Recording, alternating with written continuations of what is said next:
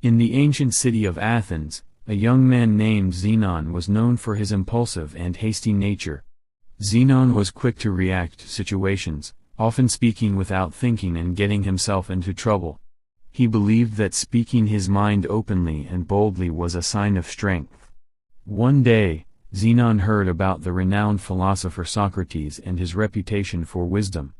Eager to prove his own abilities, Xenon decided to visit Socrates and engage him in a debate.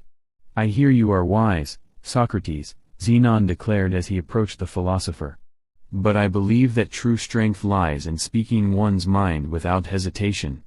I challenge you to a contest of words." Socrates, always calm and composed, accepted Xenon's challenge with a gentle smile.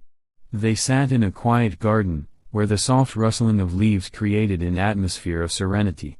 Xenon began his argument with passion, speaking eloquently and confidently. He raised his voice, emphasizing his points and gesturing emphatically. He believed that his forceful manner of speech would surely win the debate. Socrates listened intently, nodding occasionally as if considering Xenon's words. When Xenon finally concluded his argument, he looked at Socrates, expecting a swift and fiery retort. But to Xenon's surprise, Socrates remained silent, his gaze steady and unwavering. Impatient and a bit frustrated, Xenon exclaimed, "Why do you not respond, Socrates? Do you have no answer to my arguments?"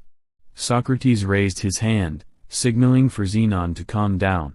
He spoke softly, "Xenon, imagine you are in a market, and a vendor is selling fine pottery.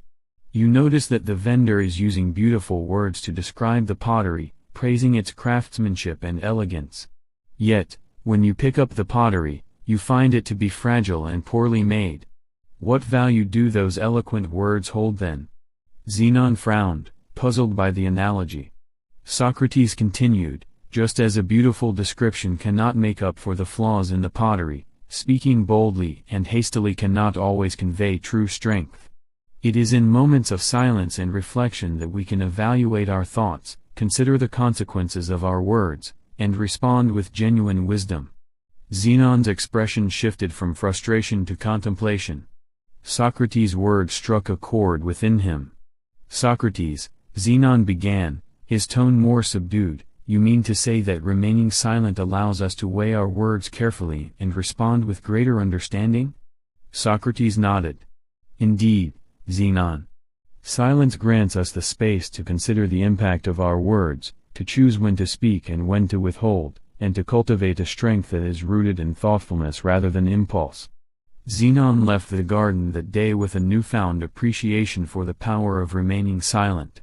He realized that true strength was not solely in the boldness of speech, but in the ability to harness the wisdom that emerges from moments of thoughtful silence.